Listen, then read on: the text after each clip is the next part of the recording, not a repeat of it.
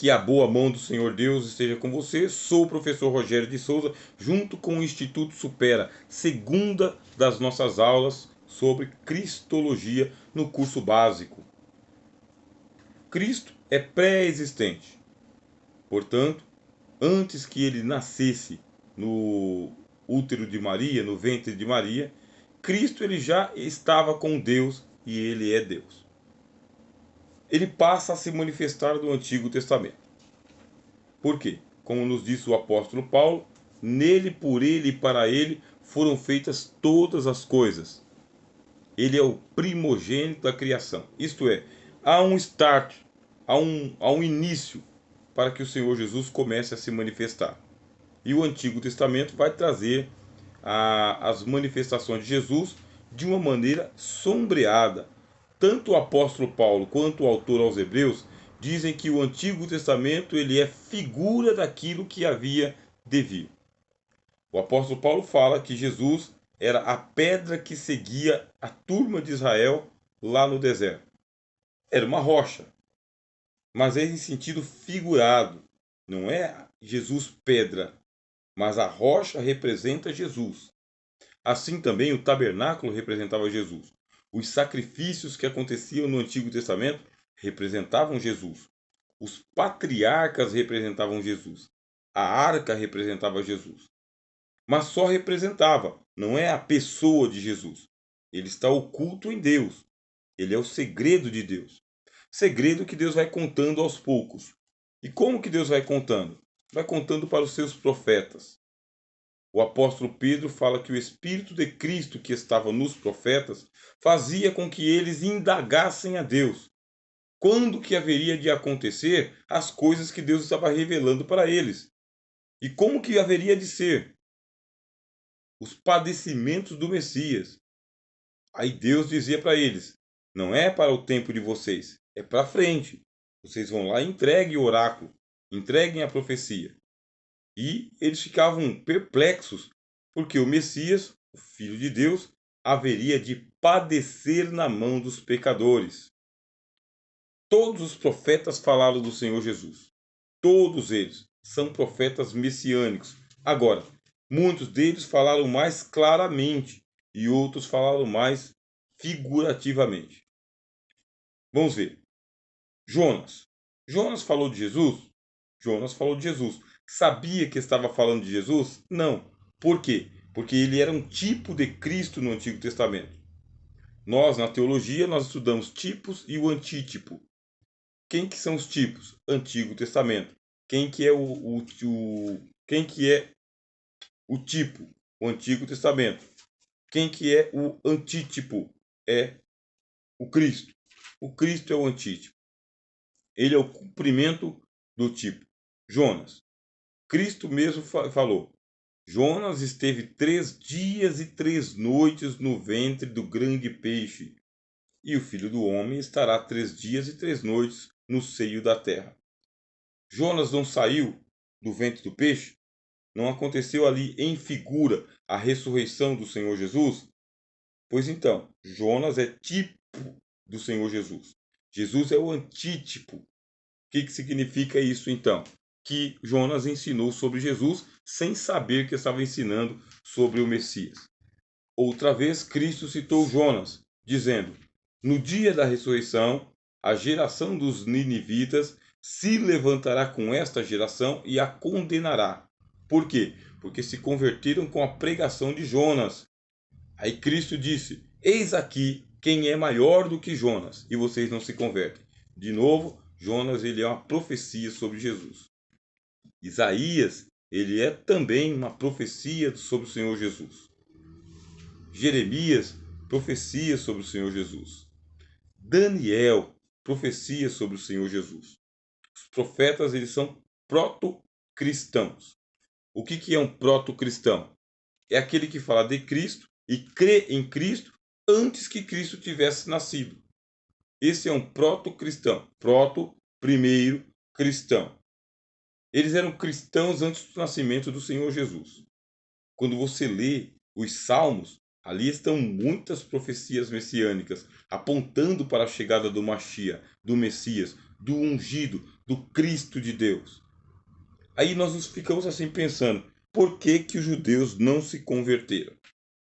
Se as profecias são escritas para os judeus, se o Cristo segundo a carne nasce dos judeus, se o jeito de ser de Jesus é dentro da cultura judaica, por que com a Bíblia na mão eles não se converteram? Cristo esclarece, porque eles ouviam de mau grado a palavra de Deus. Por isso ele falava por parábolas. Jesus era um contador de parábolas. Mestre, por que fala por parábolas? Para que nele se cumpra o que disse o profeta, que vendo, veem, mas não enxergam. Ouvem, ouvindo, ouvem, mas não entendem. Assim a palavra não desce aos seus corações, eles não se arrependem e não se convertem. Ficaram endurecidos, porque não aceitaram que o Senhor Jesus era o Messias dos profetas. Em certa ocasião, o Senhor Jesus fala: vocês são hipócritas, porque o sepulcro dos profetas está muito bem adornado. Vocês cuidam dos profetas. E até dizem: se nós vivêssemos no dia dos nossos pais, nunca teríamos matado os profetas.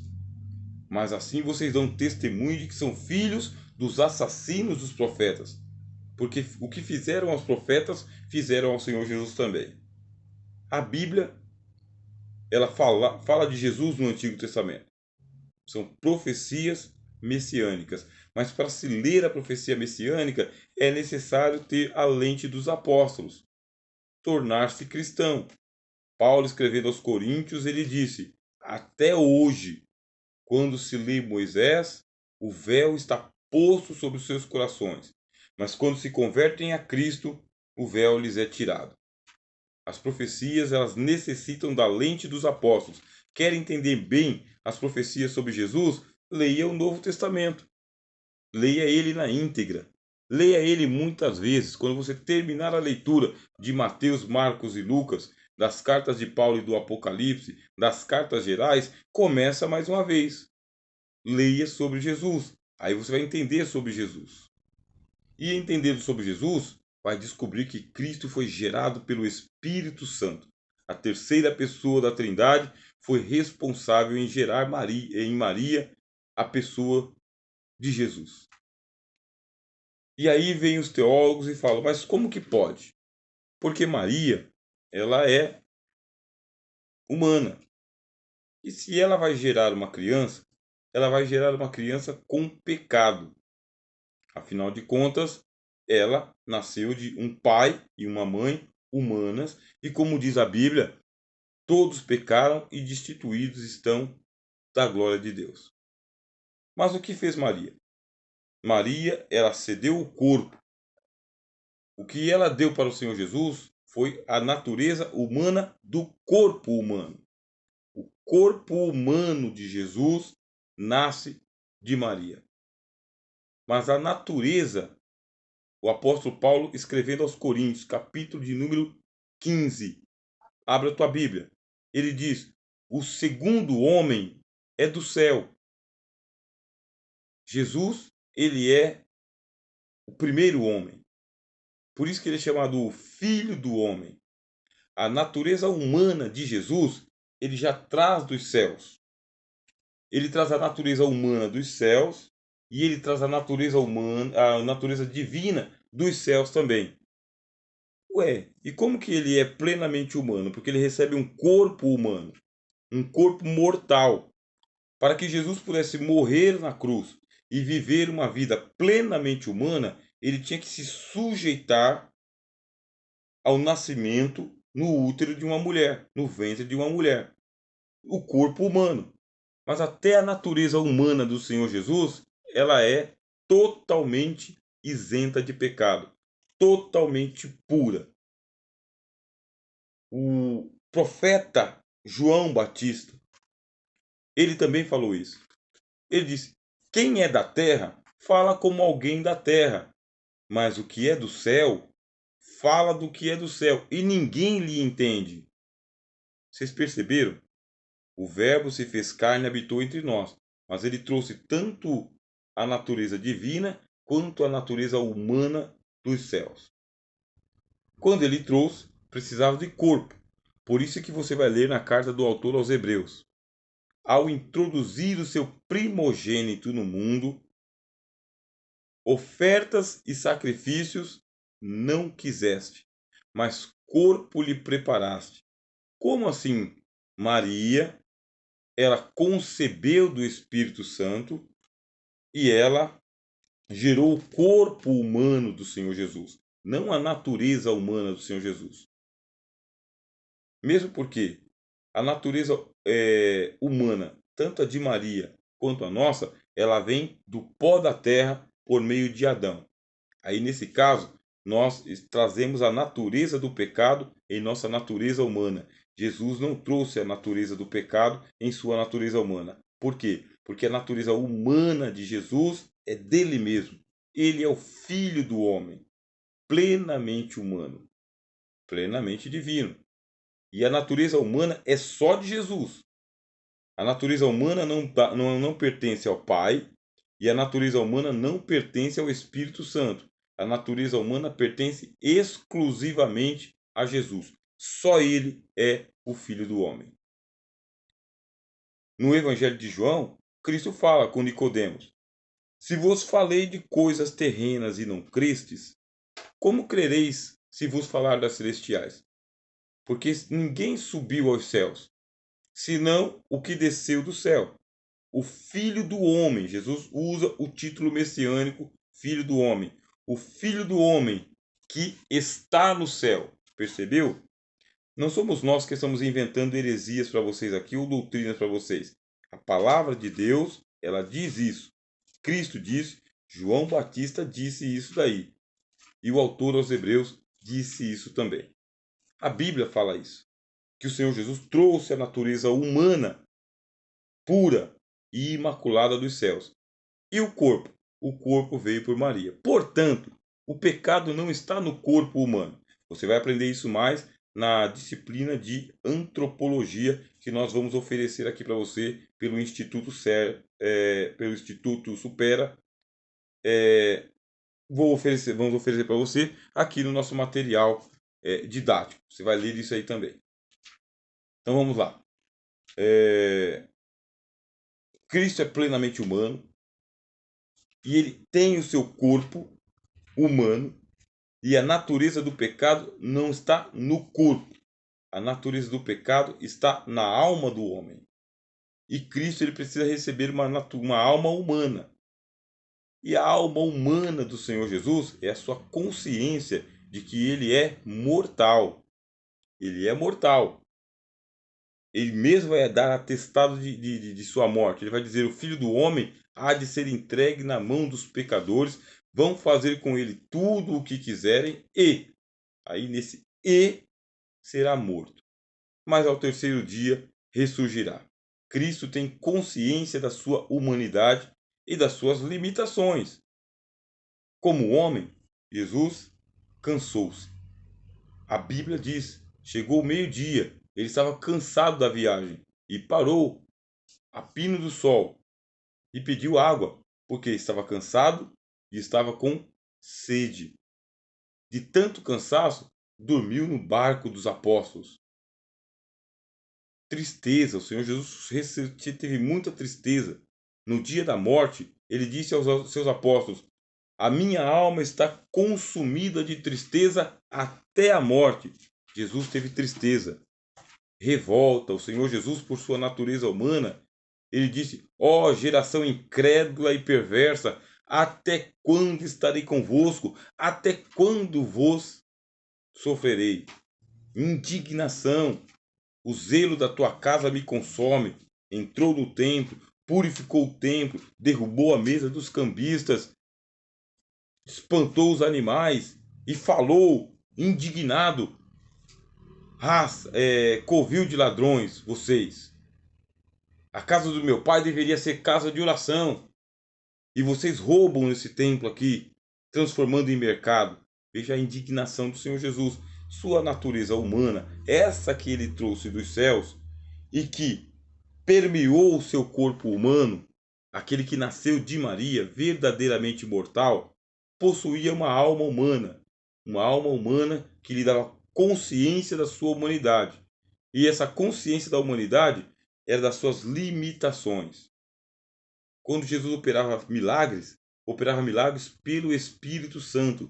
Foi por isso que a Bíblia diz para nós lá no livro de Lucas: o Espírito do Senhor está sobre mim e ele me ungiu. Jesus é o ungido de Deus. Jesus é plenamente homem, como você e eu, isento do pecado, mas limitado por causa da paixão da morte, é o que diz o autor aos Hebreus. Por causa da paixão da morte, Jesus sujeitou-se a todas as limitações. A teologia, ela usa uma palavra que o apóstolo Paulo usou em uma das suas cartas, carta aos Filipenses. Paulo fala: para que haja em vós o mesmo sentimento que houve em Cristo Jesus, o qual, sendo em forma de Deus, não teve por usurpação ser igual a Deus, antes aniquilou-se a si mesmo, ou esvaziou-se a si mesmo. Aí a teologia sabe que no grego a palavra esvaziar-se é kenosis. Kenosis, portanto, é um fenômeno kenótico. A kenosis é um esvaziamento. É quando Cristo ele subordina a sua divindade, sua plena divindade, ele subordina a sua natureza humana. Assim como que ele subordina o homem, Jesus, aparece plenamente e Jesus, Deus, fica oculto pelo homem Jesus. O verbo se faz carne. No texto grego, a palavra o verbo se fez carne representa que ele fez um tabernáculo, uma tenda. Tomou sobre si o revestimento da carne humana. Se fez carne. Toda a sua divindade, por esse fenômeno chamado kenosis, toda a sua divindade ficou submissa à humanidade do Senhor Jesus.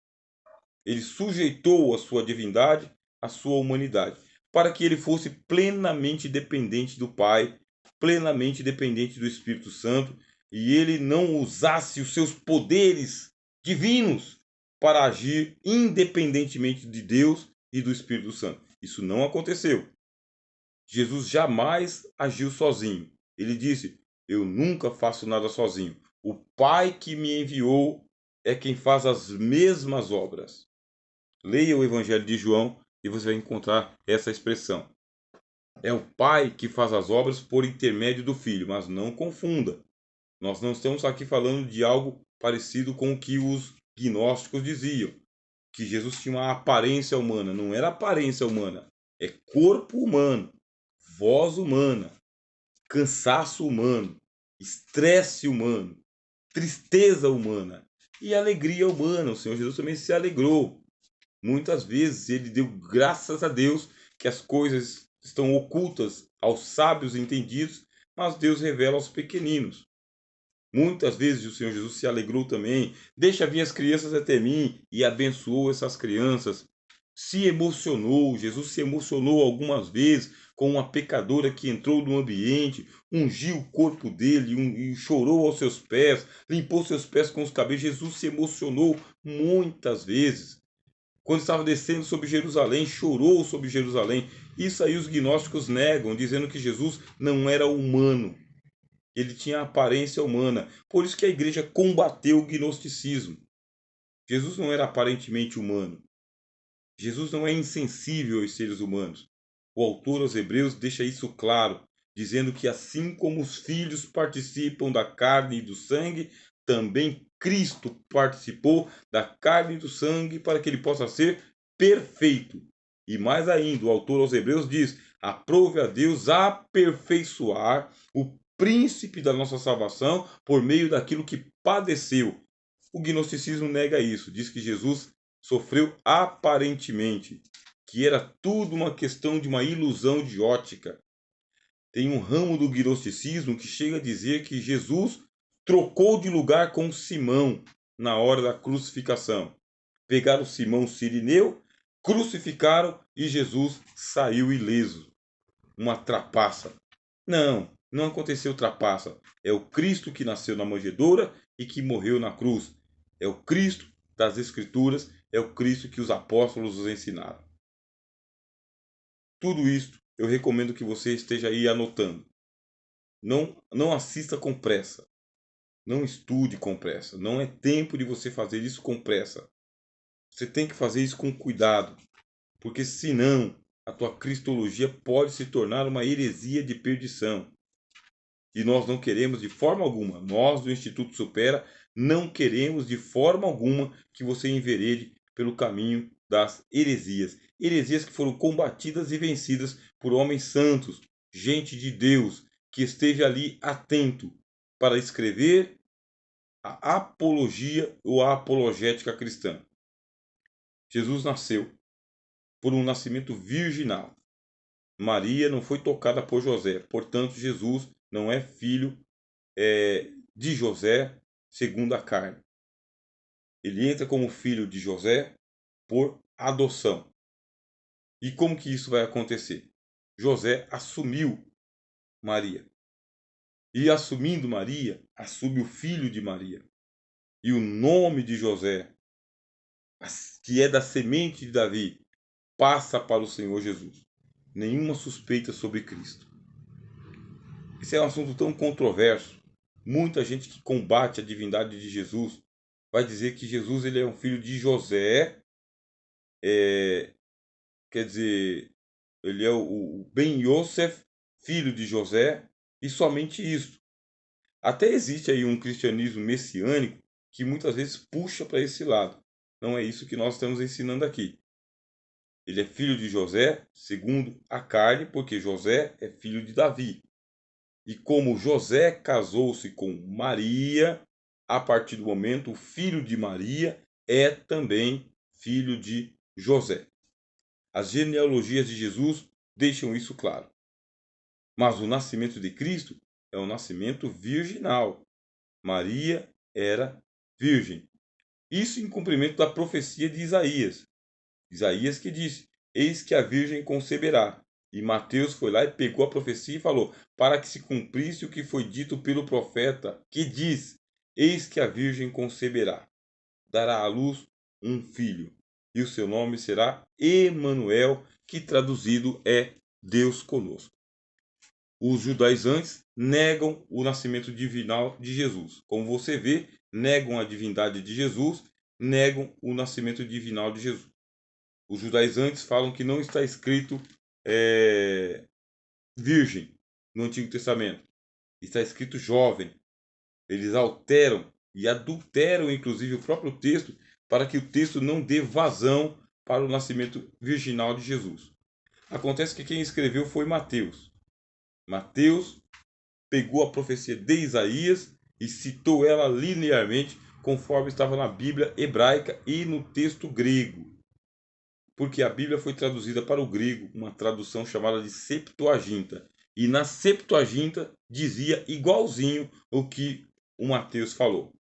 Os judeus rejeitaram a Septuaginta, condenaram a Septuaginta e trouxeram o outro texto, que é o que nós utilizamos na atualidade, uma outra tradução. Ainda assim, a nossa tradução ela preserva a palavra virgem, como diz o texto grego: Eis que a virgem conceberá. Jesus nasceu de Maria, a virgem. Aí depois você vai ter problemas aí com a Mariologia. Por quê? Porque existe o dogma da Imaculada Conceição e da Perpétua Virgindade de Maria. Mais uma vez, querem confundir Jesus com os humanos. Mas aí é outra linha teológica, nós não vamos entrar nesse assunto agora. Para a próxima aula, nós vamos estar dando continuidade aqui. Vou falar um pouquinho mais sobre a superioridade de Jesus. Nós vamos entrar na carta do autor aos Hebreus e ali nós vamos falar sobre esse refinamento da cristologia. Cristo sendo superior aos anjos, superior a Moisés, e vamos falar sobre os 3 ministérios de Cristo. Sou o professor Rogério de Souza. Nós somos o Instituto Supera. Este é o seu curso básico em teologia e a disciplina é Cristologia. Que Deus te abençoe.